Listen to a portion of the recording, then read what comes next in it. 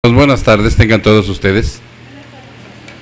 Yo espero que esta mañana vengas con tu corazón, tu ser dispuesto a recibir del Señor, porque probablemente tú hayas en esta semana, en este año o en alguna parte de tu vida te hayas preguntado algo y no haya sido contestado por Dios.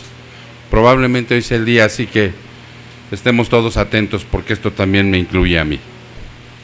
Vámonos a Mateo 4, en el capítulo 12, en el capítulo 4, perdón, en el versículo 12.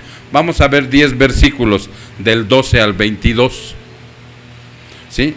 Recuerdan que la semana pasada vimos acerca de que Jesús fue tentado en el desierto y preciosas y maravillosas cosas nos regaló el Señor acerca de las tentaciones, ¿verdad? Hoy sigue la consecutividad. Nuestro Señor Jesucristo sale del desierto y llega, dice que va a Galilea. Durante este trayecto, otros evangelistas escribieron otros episodios entre la salida del desierto y la llegada a Galilea. Escribieron otros episodios. Pero hoy nos vamos a centrar en Mateo porque son 10 versículos algo extensos, llenos de riqueza y de enseñanza, a la cual yo quiero que tú pongas mucha atención para que hoy probablemente salgas diferente a como llegaste. ¿Sale, mi hermano? Es el mejor deseo del Señor para todos, incluyéndome yo. Aunque Él me da la oportunidad de preparar este manjar, no de prepararlo, de estudiarlo para dárselos, porque la palabra es de Él.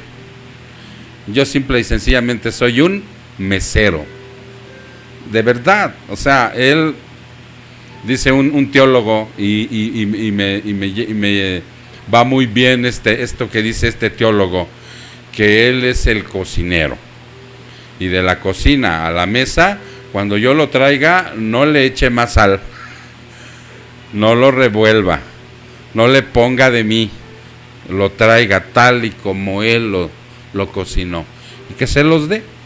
Esa es mi chamba. Y yo espero en Dios que ustedes hoy salgan beneficiados de esta palabra. ¿Sale? Vamos a Mateo 4.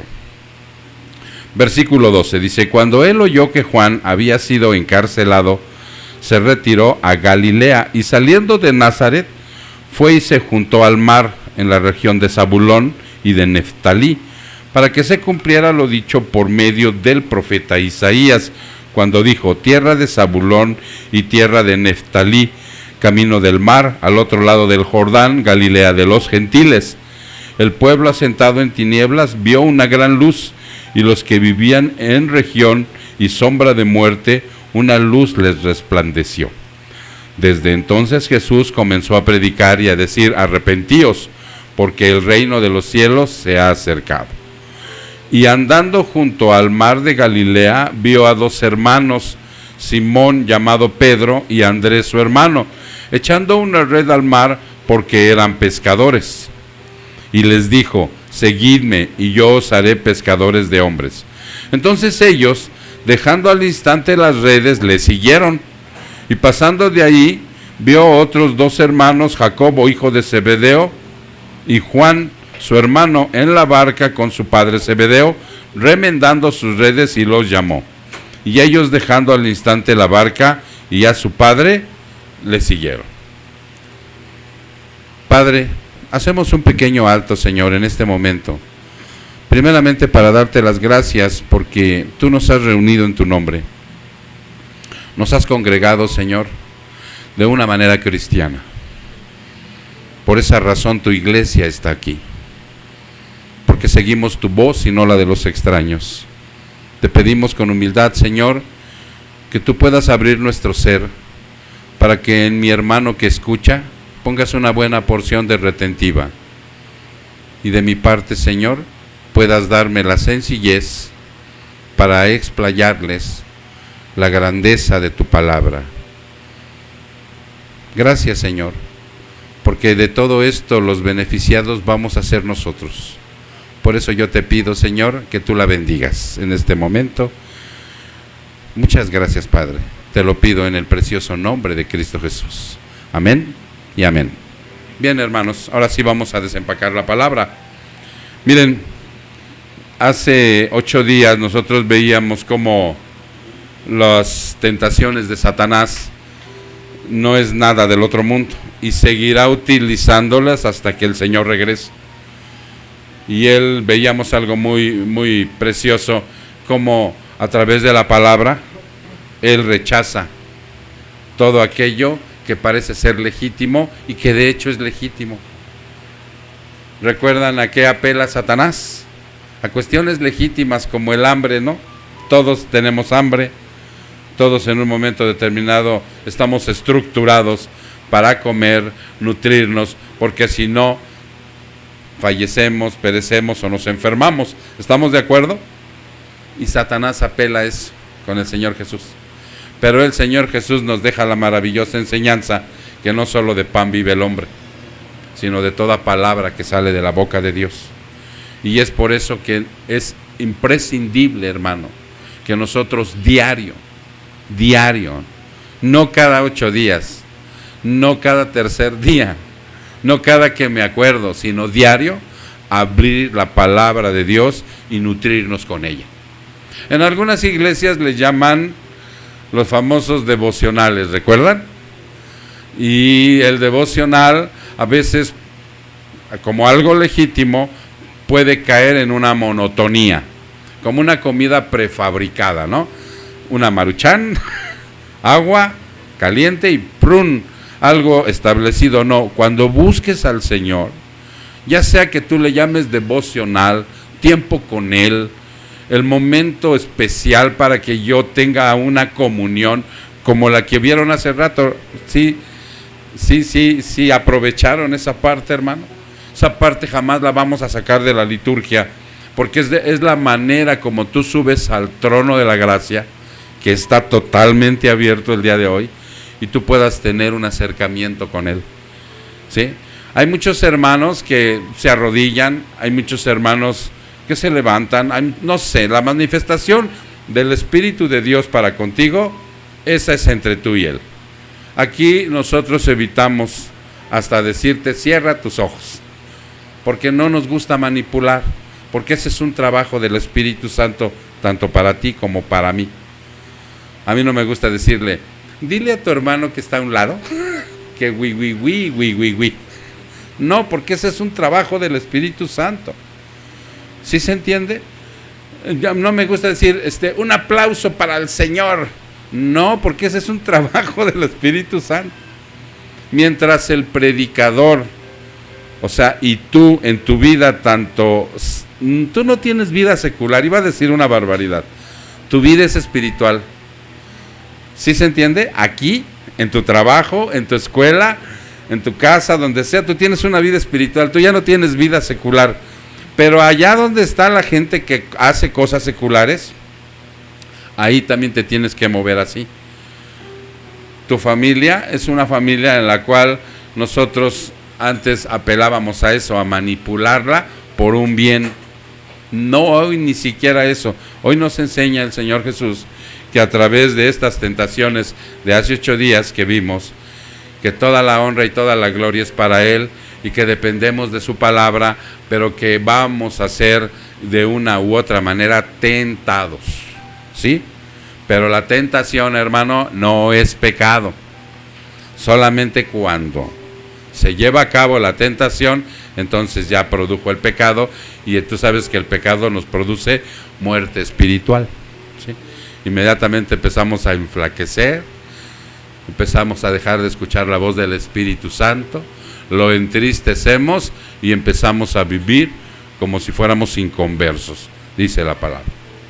Y entonces el día de hoy, dice el versículo 12, que cuando él oyó que Juan había sido encarcelado, se retiró a Galilea, en el versículo 2. Juan, el que preparó el camino del Señor, su primo hermano, Juan el Bautista, había sido encarcelado ¿por quién? Por Herodes. Herodes lo había llevado a prisión precisamente porque su esposa Herodías le había dicho que le callara su boquita. Hermanos, ¿cuántas veces a nosotros, la gente, la familia, la sociedad, en las religiones, las sectas, nos dicen, cállense? No debemos callar, debemos predicar el Evangelio con toda su verdad, no importa que haya molestia, eso sí, siempre con mansedumbre. No debemos de ser agresivos, no debemos agarrar a nadie a bibliazos, pero no debemos callar.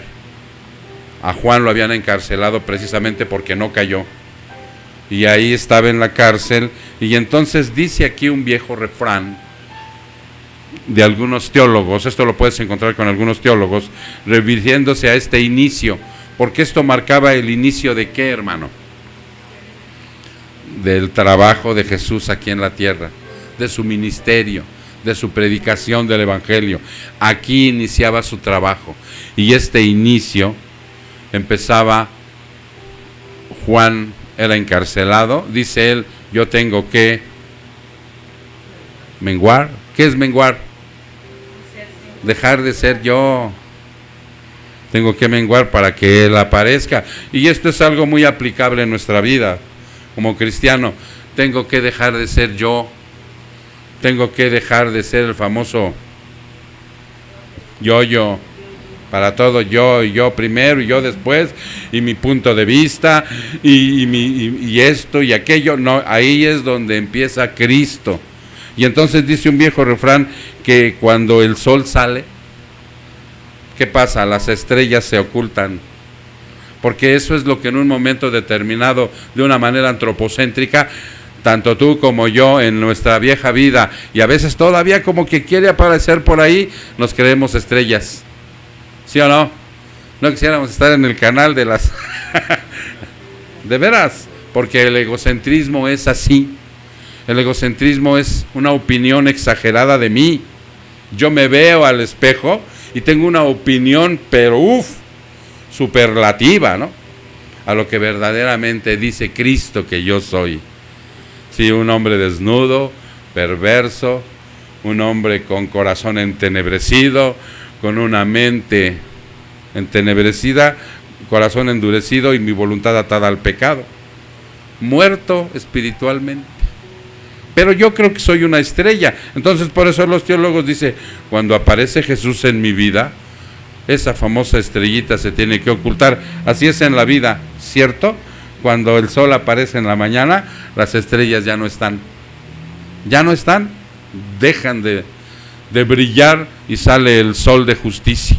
Entonces de esa manera, hermanos, es como Juan viene a ser un heraldo. ¿Sí sabes lo que es un heraldo? Un periódico, no. Bueno, sí. Pero ¿por qué le pusieron al periódico el heraldo? A ver, allá atrás. Un mensajero. Exactamente, eso es lo que somos nosotros. Eso es lo que es Juan el Bautista.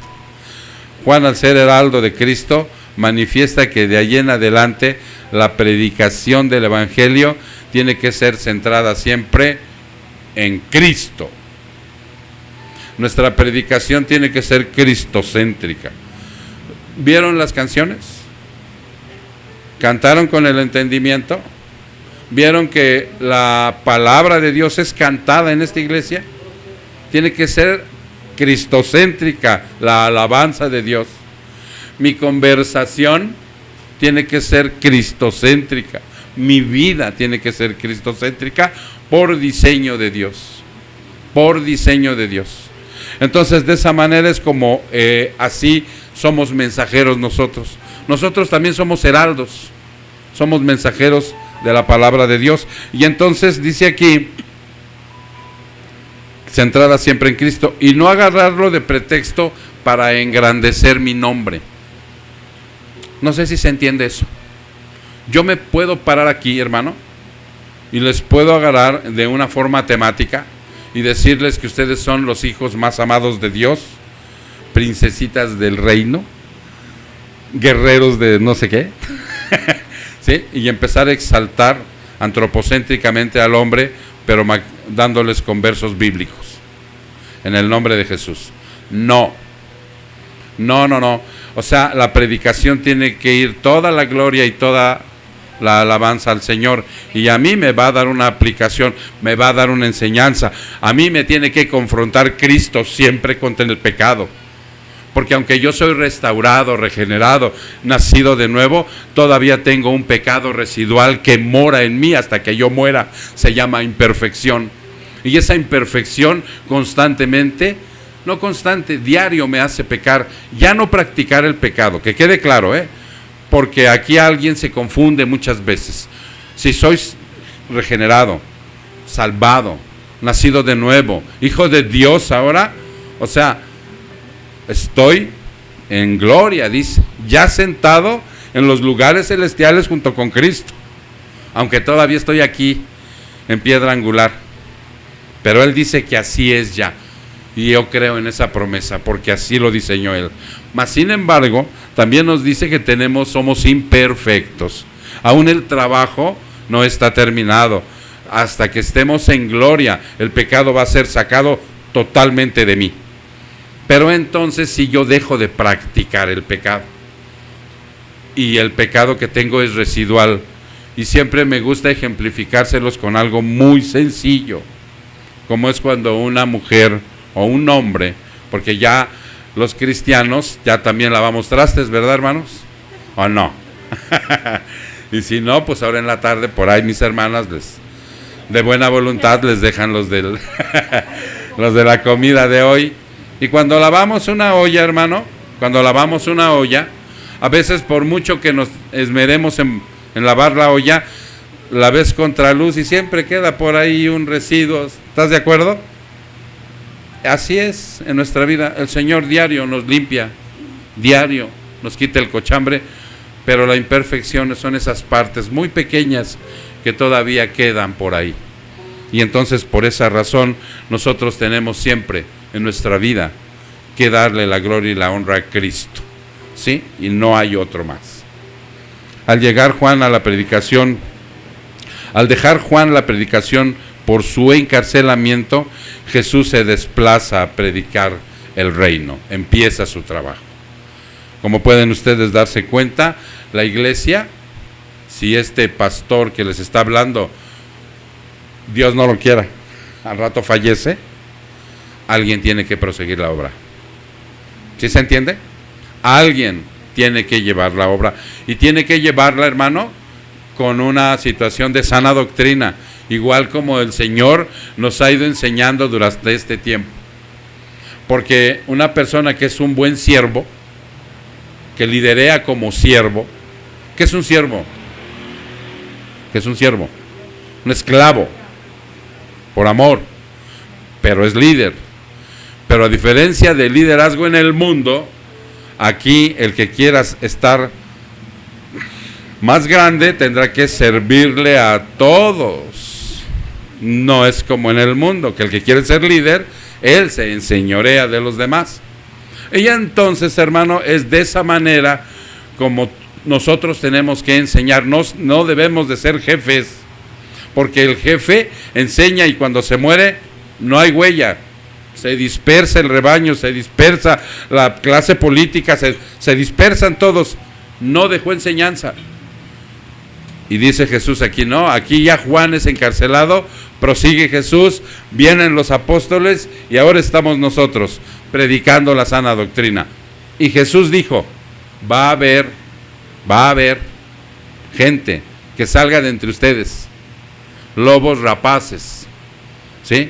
Que no tendrán misericordia del rebaño y la van a despedazar. Por eso te lo está advirtiendo. Y no nos extrañemos, pero Él va a sacar de ahí a su gente. Ok. Entonces dice aquí que Jesús se dedica a dar testimonio de quién lo envió. Jesús se dedica a dar testimonio de quién lo envió. ¿Quién lo envió?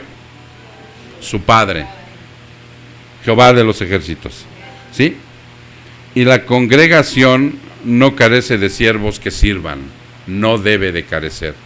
Nunca hay que tener temor. Miren, el día de mañana nosotros tenemos un discipulado, tenemos una reunión de varones, y no son reuniones en donde venimos a socializar, aunque somos personas sociales. No, venimos a aprender la palabra, venimos a aprender cuál es nuestro rol como varones, ¿sí? Cómo debemos, esto le va a gustar mucho a las mujeres que son casadas. Venimos a ver cómo tenemos que dar la vida por ellas. ¿Ya se entendió? Ese es el rol que nos toca vivir como varones. Y esa es la manera como venimos a aprender para que el día de mañana haya huella. Y cuando aquí ya no quepamos, no sé si Arturo, el que un día tenga que ir a abrir otra iglesia, allá por aquel rumbo, ¿sí? O no sé si allá atrás Ray, ¿no? Tenga que ir a abrir una iglesia donde te mande el Señor, mijo, pero que lleve la sana doctrina. Por eso dice que la congregación no debe de carecer de siervos. Jesús está ahí, ya siguiendo la misma predicación de Juan. ¿Qué dice el versículo 13? ¿Sí? No, Juan 4. Mateo, versículo 13. Dice, y saliendo de Nazaret, fue y se estableció en Capernaum, que está junto al mar, en la región de Zabulón y de Neftalí, para que se cumpliera lo dicho por medio del profeta Isaías, cuando dijo, ahorita vemos esa parte, Jesús deja establecido que nadie es profeta en su tierra. ¿Han oído ese refrán? Y muchas veces como que lo malentendemos. Porque yo dije, bueno, ¿yo de dónde soy? ¿En dónde nací? Y si tú recuerdas tu origen, dónde naciste, no eres de por aquí, ¿verdad? Yo soy de la colonia Guerrero, en el distrito, bueno, ya no es Distrito Federal, Ciudad de México. En aquel entonces, Distrito Federal. En esa parte yo nací. ¿En qué parte nació Jesús? En Belén. Y se crió en Nazaret. ¿Y qué decía la gente de él? Que de Nazaret no podía salir nada bueno. Y que entonces él tiene que salir de Nazaret para ir a Galilea, a una parte que se llamaba Capernaum. ¿Recuerdan? Y en Capernaum empezó a trabajar, aunque ahí también lo iban a rechazar, pero más lo rechazaron en Nazaret. Si ustedes observan Lucas 4:22, allá adelantito, vámonos a Lucas 4:22, para que la palabra explique la palabra. Dice algo muy, muy parecido a lo que estamos viendo ahorita. Lucas 4:22 dice, y todos hablaban bien de él y se maravillaban de las palabras llenas de gracia que salían de su boca, y decían, ¿no este es el hijo de José? ¿No han dicho de ti alguna vez, oye, no es la persona esta que era bien chismosa? ¿No es el borracho que luego llegaba agrediendo a todos? ¿No es el mal hablado, ese que ¿No ha pasado así muchas veces, hermano? Ella le está diciendo, ¿no es el hijo de José? Ellos conocían inclusive en otro evangelio a sus hermanos. Dice, ¿no es el hijo de José y que sus hermanos es Jacobo, Judas? Y no viven también ahí, no son también ahí, no están ahí sus hermanas. O sea, lo conocían al Señor, ¿de acuerdo? Y entonces dice aquí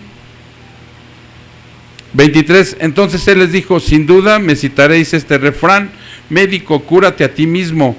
Esto es todo lo que oímos se ha hecho en Capernaum, hazlo también aquí en tu tierra. Y dijo, en verdad os digo que ningún profeta es bien recibido en su propia tierra, porque a él no le creyeron en Nazaret, y por esa razón él no hizo tantos prodigios en Nazaret. Se tuvo que ir a Capernaum. Capernaum para Jesús fue como, ¿qué dijéramos? Como su centro, donde él iba de ahí a partir para su ministerio. Era como el centro de mando para Jesús, Capernaum. Pero entonces ellos le van a reclamar, porque vean lo que dice aquí, pero en verdad os digo, les dice Jesús, él está predicando arriba, más bien desde el versículo 16 al 22, él predica. ahora va a aplicar la palabra. Para que tú observes cómo es esto, hermano. Porque muchas veces nosotros cuando vamos a evangelizar, no muchas veces, todo el tiempo tenemos que primero citar la palabra. Si tú empiezas a hablar por tus propios medios, das tus puntos de vista y como que quieres ganarte y agraciarte con la gente, estás empezando mal. Tienes primero que citar la palabra, porque en la palabra está la verdad, está la fuerza transformadora del Espíritu Santo. Tienes que citar la palabra. Jesús primero predica la palabra y después va a dar la aplicación. Y en el 25 está dando la aplicación, dice, pues en verdad os digo, muchas viudas había en Israel en los días de Elías, cuando el cielo fue cerrado por 3 años y 6 meses, y cuando hubo gran hambre sobre toda la tierra. Y sin embargo a ninguna de ellas fue enviado Elías, sino a una mujer viuda de Sarepta en la tierra de Sidón. Me está diciendo, Elías no fue aceptado por las viudas de los judíos, sino tuvo que ir a una viuda extranjera, y ahí se derramó la gracia. Y así como que empiezan todos como que se empiezan a molestar. Pero si nosotros somos tus compatriotas, como que ahí empieza una molestia para ellos. 27. Y muchos leprosos había en Israel en tiempos del profeta Eliseo, pero ninguno de ellos fue limpiado, sino Naamán el sirio. ¿Recuerdan que lo sumergió 7 veces y sanó de la lepra? ¿Y por qué no sanó a ningún judío leproso? Y entonces empiezan a llenar más de ira. Y vean lo que dice el 28. Y todos en la sinagoga se llenaron de ira cuando oyeron estas cosas.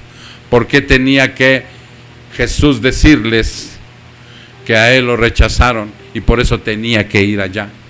Y no lo iba a hacer. Y entonces, llenos de ira y levantándose, le echaron fuera de la ciudad y le llevaron hasta la cumbre del monte sobre el cual estaba edificada su ciudad, para despeñarle. Lo querían tirar por un barranco, pero él, pasando por en medio de ellos, se fue. No era el tiempo todavía. Pero ya se dieron cuenta cómo empezó Jesús su predicación. Él no llegó a darles y a rascarles el oído. Él no llegó a hablarles de prosperidad, ni de sanidad, ni que de todo se va a componer y todo va a estar bien. No, Él fue con la verdad, aunque era rechazado. Esa es la manera como Jesús nos muestra, hermano, cómo debe de empezar nuestra vida cristiana. Y si en algún momento determinado por ahí te has estancado, te pide que retomes y que empieces a hablar la verdad. Vuelvo a repetirte, con mansedumbre. ¿Qué es mansedumbre? De una manera moderada, pero no calles. Cuando toquen la puerta y demanden la credibilidad de tu fe, cuando te digan, el Señor Jesús no es Dios, claro que sí es Dios, aquí están las Escrituras, pero con mansedumbre y con el objetivo de que ellos vengan al Señor. ¿Sí me explico? Ya no con un afán de confrontación, de pelea o de choque, o de decir, se fue mal, yo gané. No, porque se pierde el objetivo. No, con el afán de que ellos conozcan a Jesús, porque todo lo que hacía Jesús, dice aquí, estamos en el verso 13, ¿verdad? ¿Sí? Todo lo que Jesús hacía, hermano, fíjate lo que dice. Vamos a entrar al 14. Para que se cumpliera lo dicho por medio del profeta Isaías, cuando dijo, la tierra de Zabulón y tierra de Neftalí, camino del mar al otro lado del Jordán, Galilea de los gentiles, el pueblo asentado en tinieblas vio una gran luz, y a los que vivían en región y sombra de muerte, una luz les resplandeció. Está citando a Isaías. Esto se encuentra, y tú lo puedes checar, en Isaías 9, 1 y 2. Isaías lo manifiesta. Y ese capítulo de Isaías nos habla del nacimiento y reinado del Señor Jesucristo. Más adelante, en el mismo Isaías, es cuando nos habla de la unión hipostática de Cristo. ¿Sí sabes cuál es la unión hipostática de Cristo? Porque últimamente hemos estado tocando esta situación Y quiero aprovechar este sermón para decirte que vayas a Isaías 9.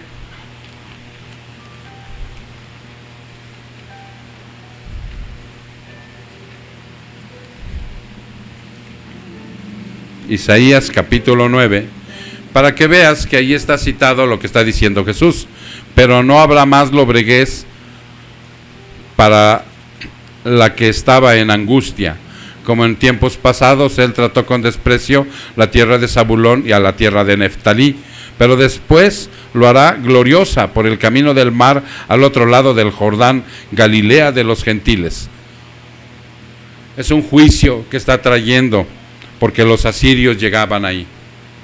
Pero él les da la profecía, dice, pero en el mar de Galilea, llamado el mar de Genesaret también, un día va a aparecer alguien. Un día va a venir alguien, ¿sí? Y el pueblo que andaba en tinieblas ha visto una gran luz. Y a los que habitaban en tierra de sombra y muerte, la luz ha resplandecido sobre ellos. Antes de llegar a Jesús, ¿no era nuestra vida una sombra y un valle de muerte? ¿No estábamos en tinieblas totalmente? Como el famoso cuarto que dice Pancho, ¿no?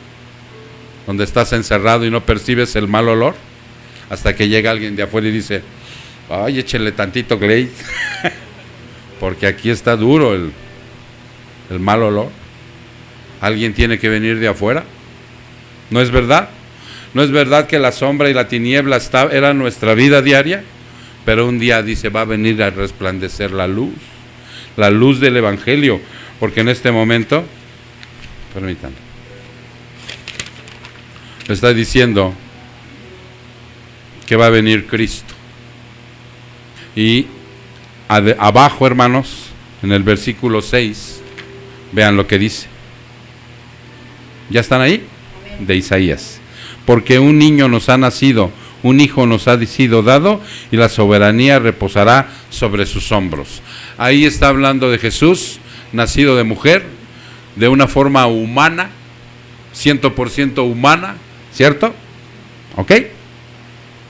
Y la segunda parte del versículo 6 dice, y se llamará su nombre admirable consejero, Dios poderoso, Padre eterno y un príncipe de paz. La parte divina.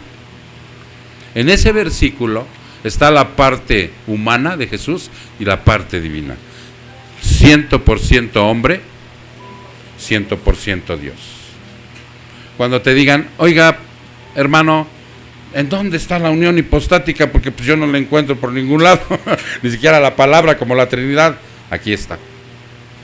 Aquí está diciendo que un niño va a nacer, como un ser humano cualquiera, nacido de 9 meses, de una virgen, de una mujer que se rompió la fuente, que le cortaron el cordón umbilical, que va a tener hambre, frío, todo, pero sin pecado. Y de este lado dice que va a estar el Dios admirable, poderoso, Padre eterno. ¿Por qué príncipe de paz? ¿Ustedes alguna vez se han preguntado eso?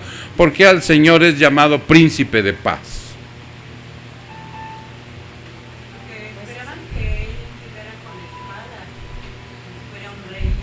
No. Miren, cuando dice bienaventurados los que buscan la paz, Él sabe, y tú hoy tienes que saber, algo así lo sabes, pero lo vas a recordar ahorita. Estábamos enemistados con Dios, ¿cierto? De espaldas al Padre. No teníamos ningún chance. Ninguna obra que hicieras nos podía poner de frente. El Padre también estaba airado, alguien tenía que pagar. Entonces viene nuestro aeronopollos, nuestro embajador de paz, se pone en la brecha y nos vuelve a unir con el Padre eterno, nos pone en la posición correcta. Por eso le dice príncipe de paz.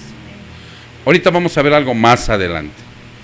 Es preciosa la situación de cómo Jesús empieza, para que tú entiendas cómo empieza con la verdad, sigue con la verdad, termina con la verdad, y la verdad es eterna. De esa manera es como Él sigue y sigue y sigue y sigue. Ok, entonces aquí está, mi hermano. Si regresamos a ver el punto donde nos habla de la tiniebla, veámoslo, vámonos a Juan 3, 18, 21. Juan 3, 18, 21. ¿Recuerdas que Juan 3 nos está hablando de algo muy hermoso a través de ese capítulo de un nuevo nacimiento? Y después nos menciona más adelante que Él es el Padre Eterno, amó tanto al mundo que dio a su unigénito. Y luego en el 18, fíjate lo que dice: el que cree en Él no es condenado, pero el que no cree ya ha sido condenado, porque no ha creído en el nombre del unigénito Hijo de Dios. Y este es el juicio, ahí está, este es el juicio, que la luz vino al mundo y los hombres amaron más las tinieblas que la luz, pues sus acciones son malas. Ya está aquí el Señor, aquí está entre nosotros, ahí está la luz, ahí llegó al cuarto con el Glade, ahí está, ya está la luz. No nos empecinemos, hermanos, en amar más la tiniebla, en voltear a ver, porque ya Él dice, ya estoy aquí. Si regresamos tantito a Mateo, capítulo 4, en el versículo 17, dice: desde entonces Jesús comenzó a predicar y a decir: arrepentíos, porque el reino de los cielos se ha acercado. Él prosiguió con la prédica ¿de quién? De Juan el Bautista.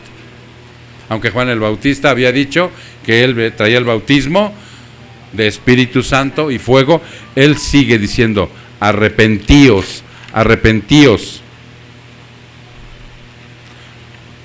¿Qué es arrepentíos, hermano? ¿Qué es arrepentíos? Porque miren, cuando nosotros vamos a predicar el Evangelio, ya lo hemos dicho hasta la saciedad, que no llegues con la gente y trates de ganarte su amistad, su aprecio, y ni le digas: te invito a que Cristo venga a vivir a tu corazón, porque eso no es bíblico, porque lo estás engañando.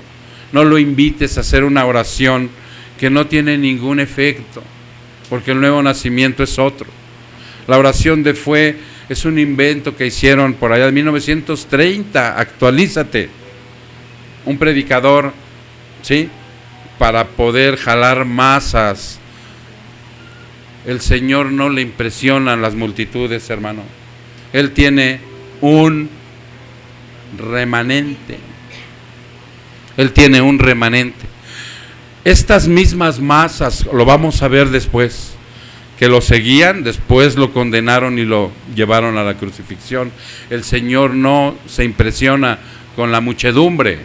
El Señor quiere corazones transformados en iglesias donde precisamente se hable de una doctrina y se vean los resultados, hermano, de tu transformación, de tu vida nueva. Nadie verá a Dios si no es a través de ¿qué? De la santidad. Sin santidad nadie verá a Dios. Entonces, de esa manera, el arrepentimiento no es culpa, no es miedo, no es decir no lo vuelvo a hacer.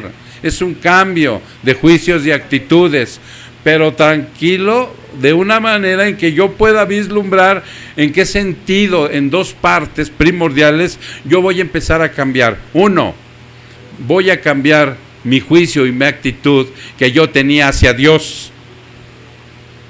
¿Recuerdas cómo pensábamos antes en Dios antes de ser cristianos?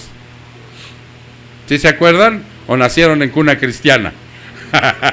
No hay cunas cristianas, hermano, son de madera, de latón, de cobre, pero no hay cunas cristianas. ¿Sí? Entonces, ¿cómo pensábamos de Dios antes? En primer lugar, lo primero que apareciera era la idolatría, lo primero, ¿no? Y creíamos en el santito y en la virgen. Algunos otros más sofisticados creían en la Santa Muerte, otros en otras religiones.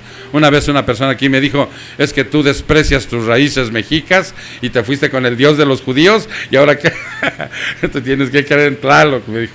Dije, aleluya. Bueno, ok. Arrepentíos.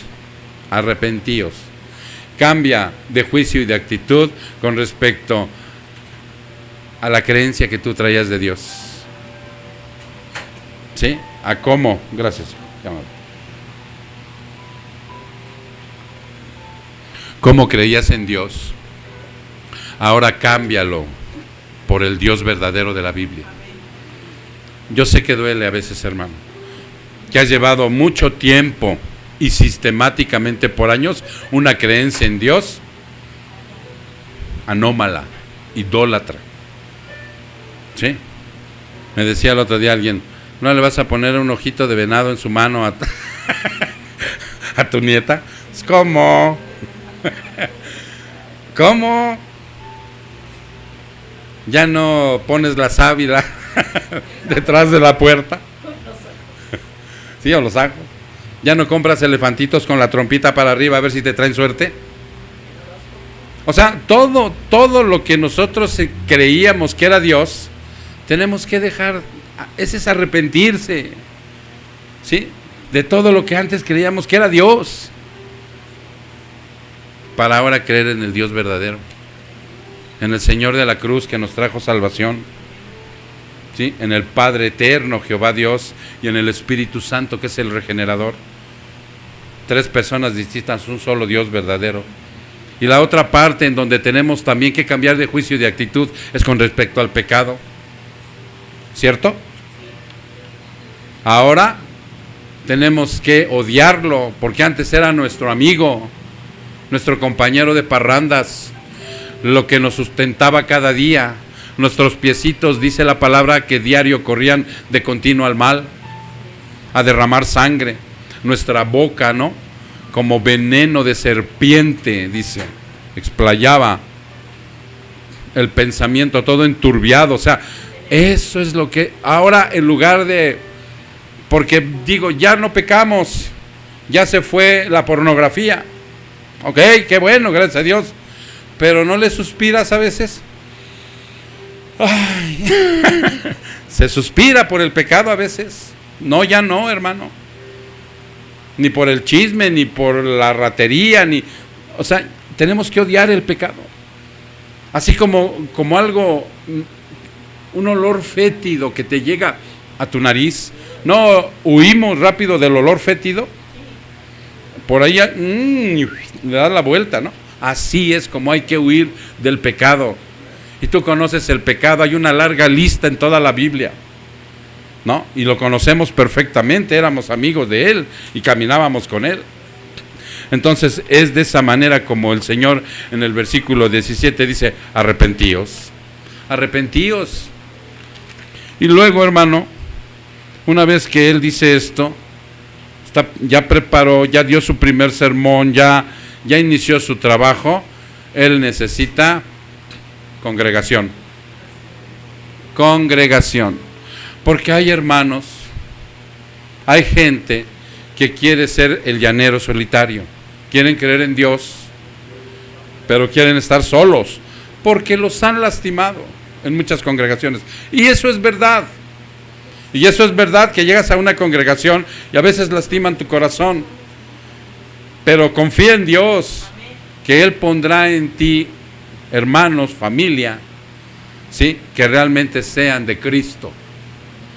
¿Ya se entendió? Ok, entonces, por eso dice aquí el 18, y andando junto al mar de Galilea, vio a 2 hermanos, Simón llamado Pedro y Andrés su hermano, echando una red al mar, porque eran pescadores. 19, y les dijo, seguidme, y yo os haré pescadores de hombres. Entonces ellos, dejando al instante las redes, mira, vámonos. Él ahí, si tú observas esto, no les está haciendo un llamado de salvación, les está haciendo un llamado de servicio. ¿Saben por qué? Porque ellos ya eran salvos. Vámonos a Juan.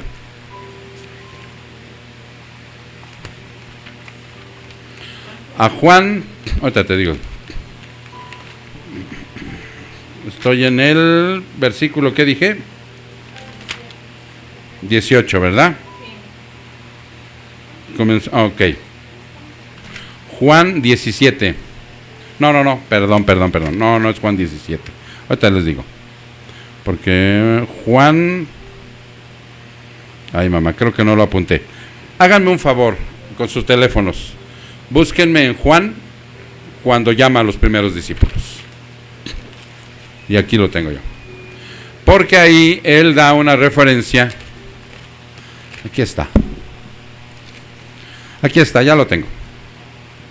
Es primera de Juan 1:35. Dice, al día siguiente, Juan estaba otra vez allí con 2 de sus discípulos. Y está hablando Juan el Bautista. ¿Estamos de acuerdo? Juan 1:35. Al día siguiente, Juan estaba otra vez ahí con 2 de sus discípulos. Y vio a Jesús que pasaba y dijo, imagínate, ¿no? Imagínate la escena. Están ahí, Juan 1:35, Evangelio de Juan 1:35. Y están ahí, y entonces ve pasar al Señor y les dice Juan el Bautista, mira, ahí ve el Cordero de Dios. Entonces aquí yo me imagino se voltean, pues no que tú eras el bueno, no, ahí va el bueno. Ahí va el Cordero de Dios. Y los 2 discípulos lo oyeron hablar y siguieron a Jesús. Dejaron a Juan. Inmediatamente se fueron atrás de Jesús. Pero sí saben, ya vieron que estaban con Juan estos 2 discípulos. Ok.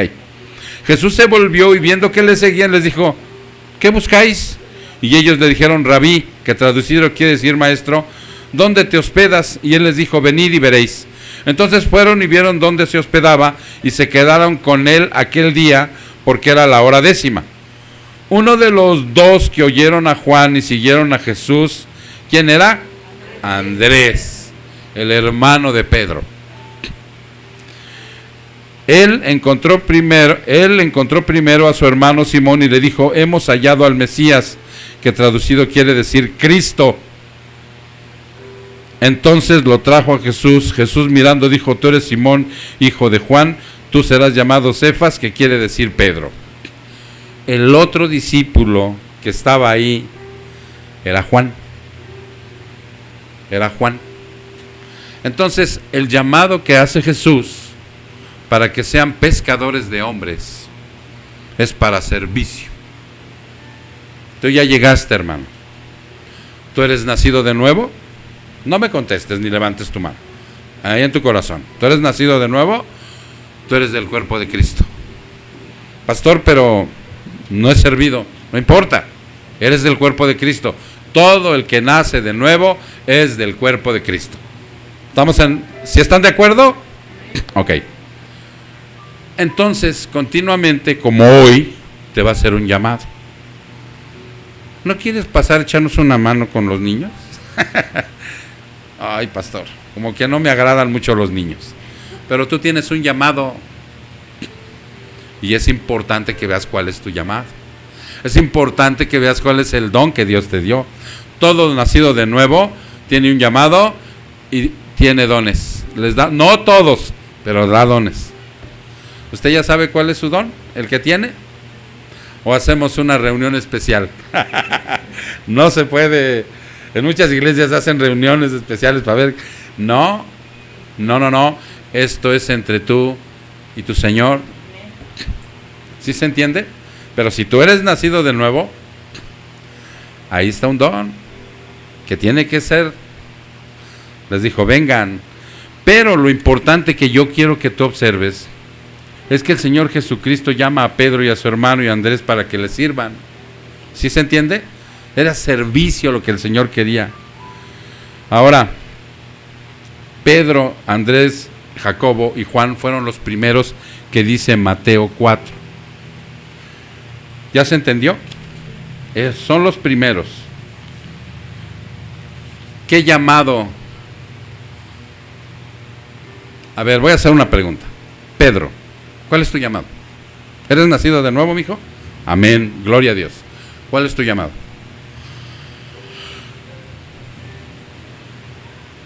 ¿Cuál es tu llamado, Lulu?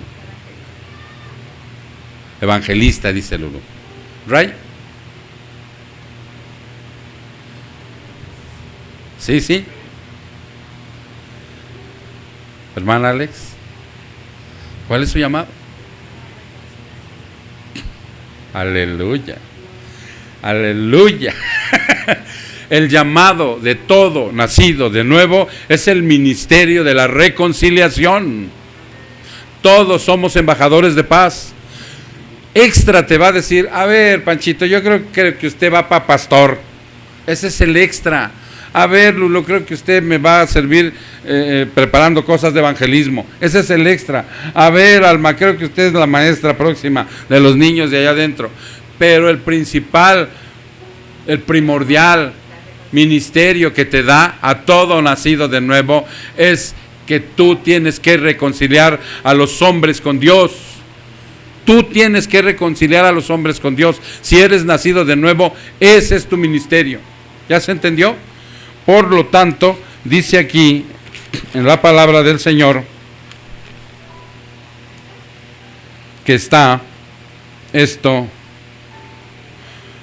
en 2 de Corintios. Vámonos a 2 de Corintios 5, 17, 20.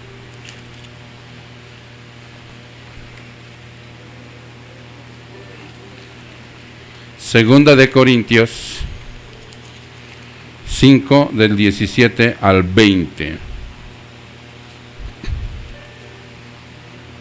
¿Ya estás ahí? Porque esto hoy tiene que quedar muy bien grabado en tu corazón, hermano. Porque muchas veces decimos, es que yo no sé cuál es mi llamado, pastor. ¿Cuánto tienes en el evangelio? Dijo, pues poquito, pastor. ¿Cuánto? 20 años.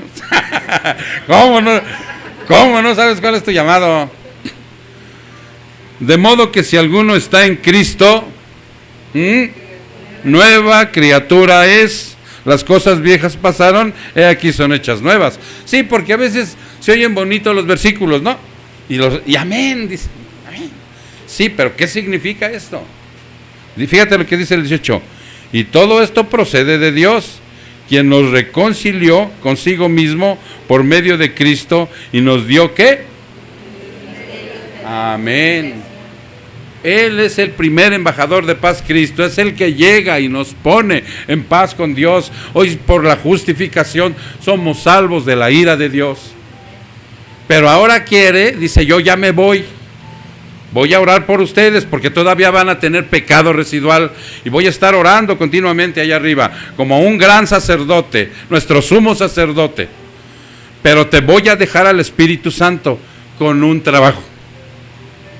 Quiero que tú ahora vayas y reconcilies a los hombres con Dios. Que les hables de mí, que les prediques el Evangelio, que les digas la buena nueva, que les hables de las doctrinas de la gracia. No los engañes, porque hay muchos que van a salir y los van a trasquilar, y los van a engañar, los van a morder, les van a matar el espíritu, les van a enseñar tontería y media. Aparte de esos que van a salir de ustedes, alrededor va a haber una tupida cerca de religiones falsas, sectas y cosas que no son de Dios. Por eso los mando como palomas entre lobos, pero van con mi nombre, van en mi nombre. Y fíjate lo que dice el 19, a saber que Dios estaba en Cristo reconciliando al mundo. Por eso es el príncipe de paz. ¿Tú quieres tener paz? Pero había de ver las tribulaciones que paso, pastor. Sí, pero ya te lo advirtió Cristo. Pero ya estás en paz. Ya no estás en el infierno. Cuando mueras vas con el Señor. Pero aquí hay que chambear. Él dijo, mi Padre trabaja y yo también. A saber que Dios estaba en Cristo reconciliando al mundo consigo mismo, no tomando en cuenta a los hombres sus transgresiones, y nos ha encomendado a nosotros la palabra de la reconciliación. Amén. 20. Por tanto, somos embajadores de Cristo. Tú sabes que el embajador no es igual que el presidente, ¿verdad? Tú vas, por eso les decía hace rato, aquí ya me subió de rango. Ya de mesero me dijo embajador. Gracias, Señor. Pero sigo siendo su siervo, no parte de mí. Ok, dice, como si Dios rogara, fíjate nada más, como si Dios rogara por medio de nosotros, en nombre de Cristo os rogamos, reconciliaos con Dios. Cuando tú vas y predicas el Evangelio, cuando tú vas y le dices a la gente, arrepiéntete, necesitas arrepentimiento, necesitas fe, ¿sí? Estas son las buenas nuevas. No llegues con que vamos a hacer una oración, repite conmigo, porque lo estás engañando. No, háblale la verdad. Entonces le estás diciendo, haz de cuenta que Dios, Cristo, le está diciendo por medio de ti, reconcíliate con el Padre. Al que no conoció pecado, hizo pecado por nosotros, para que fuéramos hechos justificados. Para que Él nos justifique, se lleva mi pecado y me viste de su gracia. Por eso soy salvo. Por eso, a pesar de mi pecado residual, por eso soy salvo. Vamos a entrar la próxima semana a las bienaventuranzas, hermano. Y vamos a ir una por una. O sea, no se van a predicar todas de un jalón, no. ¿Cuántas son? 1, 2, 3, son como 7, ¿no? Una por una. Vamos a entrar la próxima semana ahí. Vamos a empezar con bienaventurados los pobres en espíritu, pues de ellos es el reino de los cielos. ¿Sí? La fama de Jesús se extiende, pero llega al Sermón del Monte con estas preciosidades que de verdad yo te pido que, ¿dónde está Olger? Que nos preste unos cascos, porque con los que trae la moto, porque vamos a salir raspados. Vamos a hacer, o sea, nos pega duro el Señor en las bienaventuranzas, pero es necesario. Para crecer, Él dice que nosotros, porque nos ama, nos corrige, y al que ama, azota. Entonces, Él, ya regresando aquí a Mateo, dice el versículo 21, y pasando de ahí, vio a otros 2 hermanos, Jacobo, hijo de Zebedeo, y Juan, su hermano, en la barca con su padre Zebedeo, remendando sus redes, y los llamó también. Hermano, yo solamente te pido que en tu vida, cuando tú tengas tu vida material, veas y tomes ejemplo de lo que están haciendo aquí ellos. Eran hombres, ellos no eran hombres que habían atravesado una erudición judaica, eran hombres ignorantes, eran hombres sencillos. ¿Qué más dice aquí? Déjame decirte, y con eso cerramos. Sí, ¿dónde están los? Aquí están. Ellos eran familia también. Eran familia. Aquí hay familias, ¿cierto? Llegan familias. Acá están sus hijos. Pero nosotros somos de la familia de Dios. A ver, ya no me dejen entrar esos dos. A la otra sí lo saco, ¿eh? No, no es cierto. Hermanos, somos familia. Después de haber sido interrumpido abruptamente, somos familia, ¿cierto? Y como familia, a veces también nos vamos a contrapuntear. A veces no vamos a estar de acuerdo. Yo ya traigo la guerra con el Pedrito, que el milenio, y que si no el milenio. Pero somos familia. Recuerden que Jesús dijo, mi familia es la que hace la voluntad de mi Padre.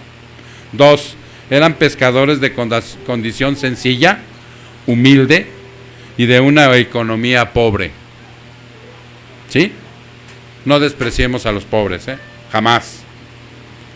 Es más, alguna vez Dios te va a poner a prueba. Vas a salir, mira, con el Paco Rabanne así, y de repente se te va a atravesar un indigente, y acuérdate que ese indigente tiene mucho tiempo que nadie le ha dado un abrazo. Abrázalo. Y si en tus medios está, compártele algo de lo que traigas. 3, eran iletrados, eran faltos de erudición rabínica, pero bien receptivos al Evangelio de la gracia. 4, eran buenos soldados para soportar penurias y durezas. ¿Te vas identificando? Vete identificando, hermano, porque el evangelio no es fácil, ¿sí? Dice que somos soldados de Cristo. ¿Qué dijo al final Pablo? He peleado la buena batalla, he corrido la carrera y he guardado la fe. Y esas tres cosas, un día vamos a predicar de las tres. Se llevan como 3 sesiones para que veas cómo camina el cristiano. Eran trabajadores a base de esfuerzo y fatiga. ¿Te gusta llevártela tranquilito? No. En este trabajo se necesita esfuerzo y fatiga. ¿Ya se entendió? Ok. Para que de esa manera, hermano, tú veas que ser seguidor, y son los primeros, eran 4 los primeros que jaló. Más adelante vamos a ver a los demás. Pero en estos 4 tenemos como para ver, al menos hoy ya sabes que si eres nacido de nuevo, que si eres hijo de Dios, eres embajador. Eres un embajador. Ese es tu ministerio primordial, ¿sí? El que reconcilies a los hombres con Dios. Y que no se te olvide, hermano, alrededor hay muchos. Y durante la prédica que se acaba de dar ahorita, muchos murieron y se fueron al infierno. Así que pongámonos las pilas para que de esa manera agrademos al Señor. Padre, te damos muchas gracias, Señor. Honra y gloria. Te agradecemos infinitamente, Padre, que tú hoy nos hayas dado ese título tan precioso, con toda la herencia que nos has dado a nuestro favor, de ser reconciliadores de los hombres con Dios. Recuérdamelo a cada instante, Padre, por donde yo vaya, por donde yo trabaje, por donde estudie, por donde transite, Señor, a donde yo vaya, inclusive alguna vez enfermo a un hospital, Señor. Recuérdamelo, Padre, que yo me sobreponga a toda la enfermedad y a todo lo que me aqueja, para que yo pueda, Señor, cumplir con lo que tú me has dado. No soy religioso, Señor. Soy tu hijo, Padre, que tú has salvado con el propósito de ser un embajador de paz. Por eso, Señor, tú le hablaste a estos primeros. Y cuando en tu oración sacerdotal, Señor, le pediste al Padre por aquellos que Él te había dado, que ninguno ibas a perder, también mencionaste que a través de la predicación de ellos seguíamos nosotros, Señor. Muchas gracias, Señor. Somos tan afortunados de conocer la verdad, de estudiarla, de disfrutarla. Permítenos vivirla, Señor, ponerla en práctica, que al salir de aquí salga yo diferente, Padre. Bendito sea, Señor. Te pido por los que están aquí. Una vez que todo ha sido dicho y hecho, que tú les lleves con bien, que tú les bendigas. En especial, Señor, en este momento yo quiero pedirte por una mujer que es pariente de mi hermana Cheli y Juan, que está pasando por momentos difíciles, Padre, dentro de su parto. Yo te ruego, Padre, en este momento, que tú tengas misericordia de ella y de su producto que está en su vientre, y que hagas con ellos tu voluntad, y que si es de ser posible les sanes, Señor, rogándotelo, Padre. Yo no me atrevería a darte una orden, y te ruego, Padre, con lágrimas en los ojos, que tengas misericordia de ellos y de su familia, Señor. Los pongo en tus manos. Lo que tú decidas está bien, Padre. Bendito seas.